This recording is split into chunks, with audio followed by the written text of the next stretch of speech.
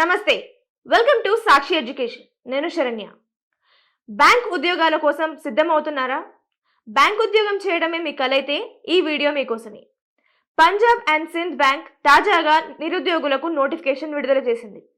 ఇందులో మొత్తం 30 ఖాళీలను భర్తీ చేసేందుకు దరఖాస్తులను ఆహ్వానిస్తోంది.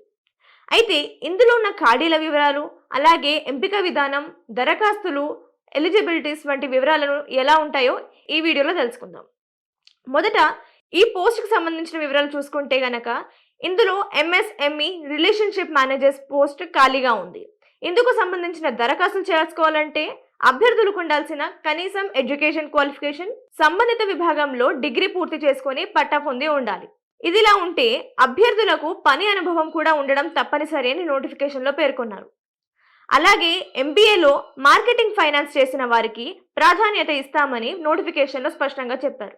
ఇక విద్యార్హతల తర్వాత వయసు విషయం చూసుకున్నట్లయితే గనక అభ్యర్థులకు నవంబర్ 1వ తేదీ నాటికి మినిమం 25 ఇయర్స్ నుంచి 33 ఇయర్స్ వరకు ఏజ్ ఉండాలి.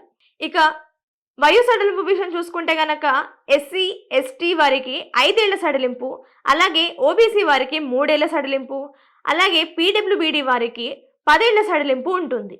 ఇవి అర్హతకు సంబంధించిన వివరాలు. వీటికి గనక అభ్యర్థులు సరిపోతే గనక వారు అప్లికేషన్ ఫిల్ చేసుకోవచ్చు. ఈ అప్లికేషన్ను అభ్యర్థులు ఆన్లైన్ విధానంలో చేసుకోవాల్సి ఉంటుంది.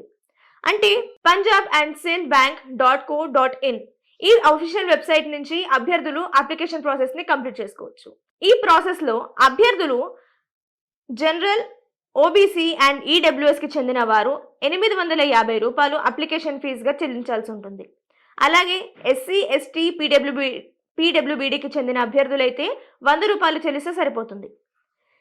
ఇక ఈ దరఖాస్తుల ప్రక్రియ నిన్నటితో ప్రారంభమైంది. అంటే నవంబర్ 5వ తేదీన దరఖాస్తులు ప్రారంభం కాగా నవంబర్ 26వ తేదీన దరఖాస్తుల ప్రక్రియ ముగియనుంది.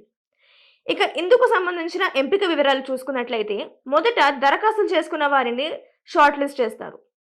ఆ తర్వాత వారికి రాత పరీక్ష నిర్వహిస్తారు. ఆ తర్వాత అభ్యర్థులకు స్క్రీనింగ్ టెస్ట్ ఉంటుంది.